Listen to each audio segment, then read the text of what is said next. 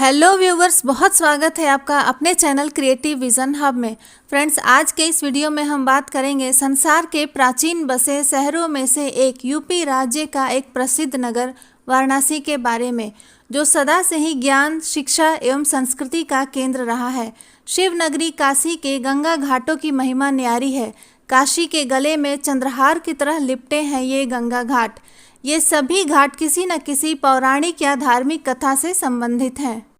वाराणसी के घाट गंगा किनारे धनुष की आकृति में होने के कारण मनोहारी लगते हैं। सभी घाटों का पूर्वमुखी होने के कारण सूर्योदय के समय घाटों पर सूर्य की पहली किरण दस्तक देती है और 80 से आदि केशव तक घाट श्रृंखला में हर घाट की अपनी पौराणिक मान्यताएं, शैली तथा कहानियां हैं। कहीं शिव गंगा में समाये हैं तो किसी घाट की सीढ़ियाँ शास्त्रीय शैली में निर्मित है तथा कोई मंदिर विशिष्ट स्थापत्य शैली में है। ये घाट काशी के अमूल्य रत्न है जो किसी जौहरी के मोहताज नहीं। गंगा केवल काशी में ही उत्तर वाहिनी है तथा शिव के त्रिशूल पर बसे काशी के लगभग सभी घाटों पर शिव स्वयं विराजते हैं। इन घाटों पर संपूर्ण भारतीय संस्कृति का समन्वय जीवंत रूप से विद्यमान है। घाटों ने काशी की एक अलग छवि को जग जाहिर किया है। वैसे तो बनारस के गंगा घाटों की संख्या सैकड़ों है, लेकिन मत्स्य पुराण के अनुसार 5 घाट, 80 घाट, दशाश्वमेध घाट, आदि केशव घाट, पंचगंगा घाट तथा मणिकर्णिका घाट सामूहिक रूप से पंचतीर्थ कहलाते हैं, जो पौराणिक काल से मनुष्यों को उनके पापों से मुक्त कर जीवन जीने की नई दिशा प्रदान करते आ रहे हैं। तो आइए बनारस के कुछ अति प्रमुख घाटों के बारे में चर्चा करते हैं। पहला घाट है 80 घाट। यह घाट गंगा नदी के दक्षिणी क्षेत्र में स्थित है। 80 घाट 80 नदी और गंगा नदी के संगम पर स्थित है। एक पौराणिक कथा के अनुसार देवी दुर्गा ने राक्षस शुंभ और निशुंभ का वध करने के बाद दुर्गा कुंड के तट पर विश्राम किया था और यहीं अपनी 80 यानी तलवार छोड़ दी थी, जिसके गिरने से 80 नदी उत्पन्न हुई। 80 और गंगा का संगम विशेष रूप से पवित्र माना जाता है। यहाँ प्राचीन कांसी खंडोत्तर संगमेश्वर महादेव का मंदिर है। 80 घाट काशी के 5 तीर्थों में से एक है। इसके आसपास कई पवित्र मंदिर और अखाड़े हैं। यह घाट शाम के वक्त होने वाली गंगा आरती के लिए विश्वविख्यात है। अगला घाट है सिंधिया घाट। दशाश्वमेध घाट से सटे उत्तर दिशा में स्थित इस घाट का प्रमुख आकर्षण है रत्नेश्वर महादेव मंदिर, जो 6 माह तक गंगा के पानी में डूबा रहता है। ग्वालियर की रानी बैजाबाई सिंधिया ने इस घाट को कच्चे से पक्का किया और कई स्थायी निर्माण करवाए। इसके बाद ही इस घाट को सिंधिया घाट के तौर पर पहचान मिली। सिंधिया घाट का सबसे बड़ा आकर्षण है रत्नेश्वर महादेव मंदिर। दोषपूर्ण निर्माण होने के कारण यहाँ भले ही पूजा अर्चना न होती हो, मगर शिल्प और बनावट की दृष्टि से यह सैलानियों के आकर्षण का बड़ा केंद्र है।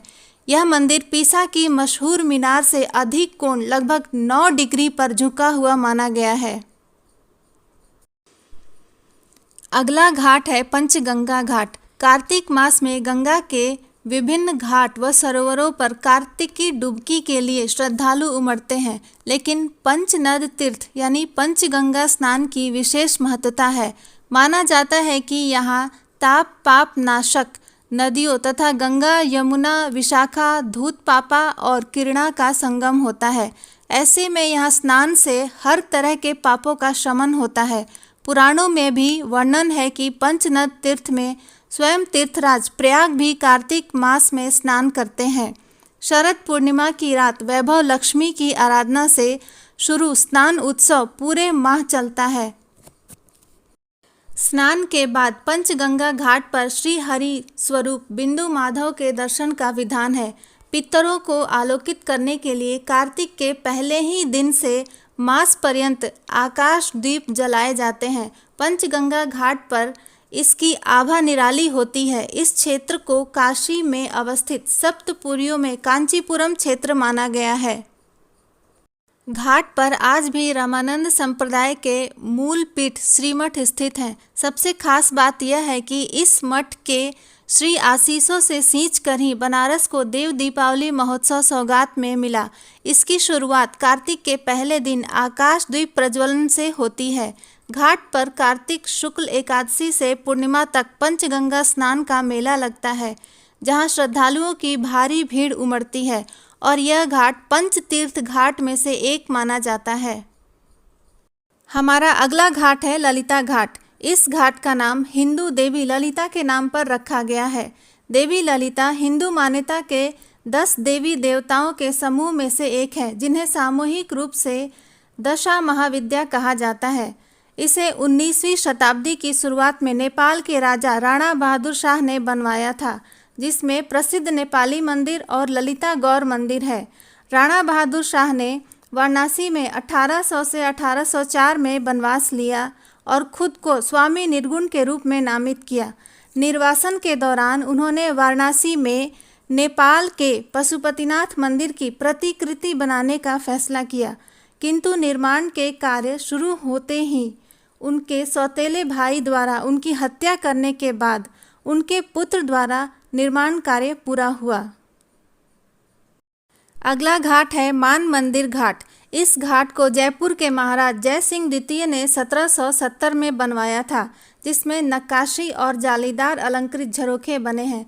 इसके साथ ही उन्होंने वाराणसी में यंत्र मंत्र वेधशाला भी बनवाई थी, जो दिल्ली, जयपुर, उज्जैन, मथुरा के संग 5वीं खगोल शास्त्रीय वेधशाला है। इस घाट के उत्तरी ओर एक सुंदर बालकनी है, जो सोमेश्वर लिंग को अर्घ देने के लिए बनवाई गई थी।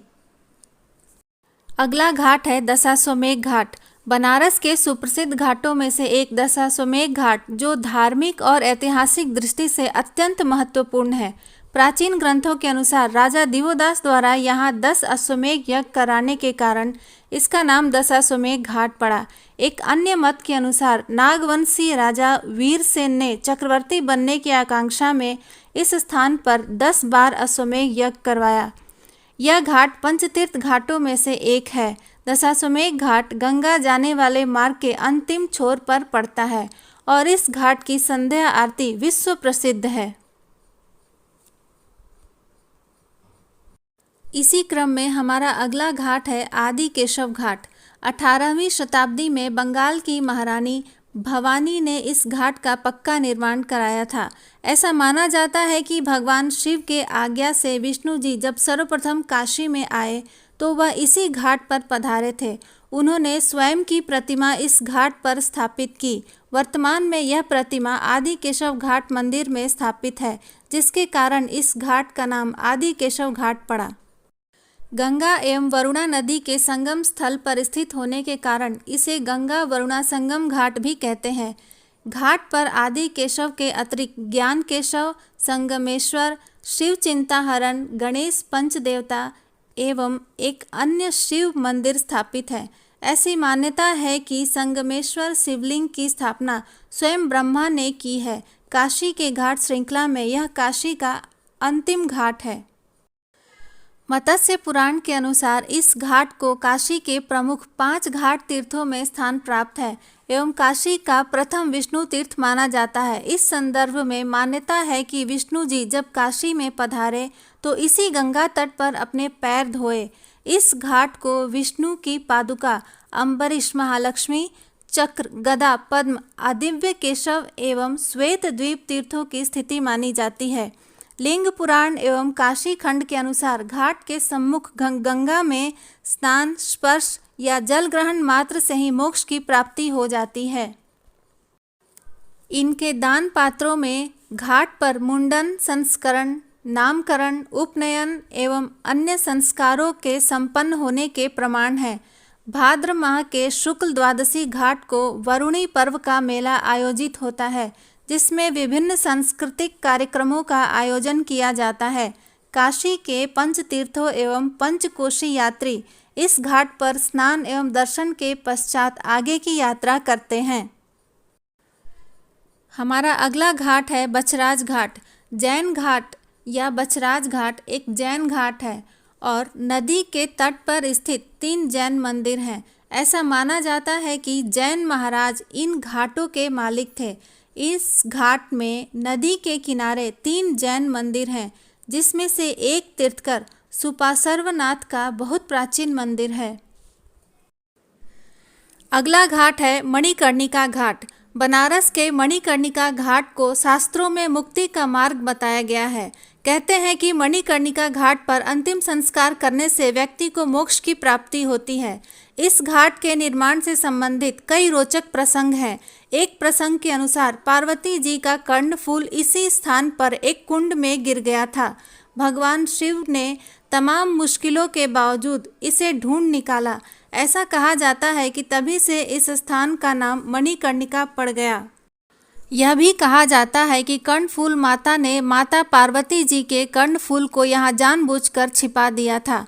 दरअसल वे चाहती थी कि शिव जी अधिक समय तक यहाँ रुके और इस जगह को देवागमन का पुण्य मिले।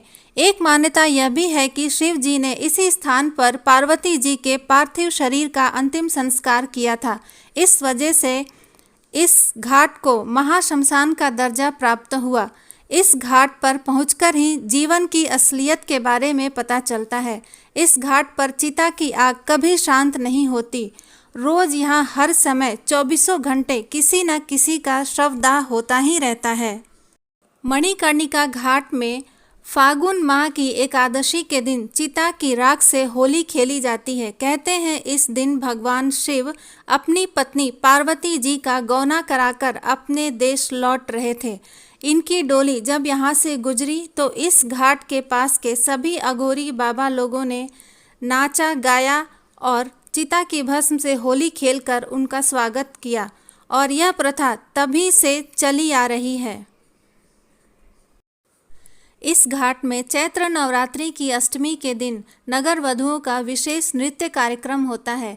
यहाँ इन लोगों को किसी जोर जबरदस्ती या पैसा देकर नहीं बुलाया जाता, बल्कि दूर दूर से लोग खुद अपनी मर्जी से आती हैं और यहाँ नृत्य करना वे अपनी खुशनसीबी समझती हैं। वे मानती हैं कि ऐसा करने से उन्हें इस जीवन से मुक्ति मिल जाएगी। अतः वाराणसी के अनेक घाटों में सबसे चर्चित घाटों में से एक है मणिकर्णिका घाट। मोक्ष की चाह रखने वाला इंसान जीवन के अंतिम पड़ाव में यहाँ आने की कामना करता है। ऐसा कहा जाता है कि जिस दिन इस घाट पर चिता नहीं जली वह बनारस के लिए प्रलय का दिन होगा।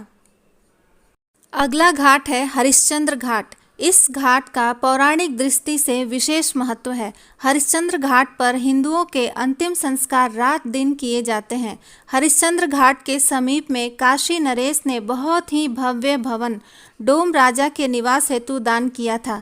यह परिवार स्वयं को पौराणिक काल में वर्णित कालू डोम का वंशज मानता है। हरिश्चंद्र घाट पर चिता की अंतिम संस्कार हेतु सभी सामान लकड़ी, कफन, धूप, राल इत्यादि की समुचित व्यवस्था है।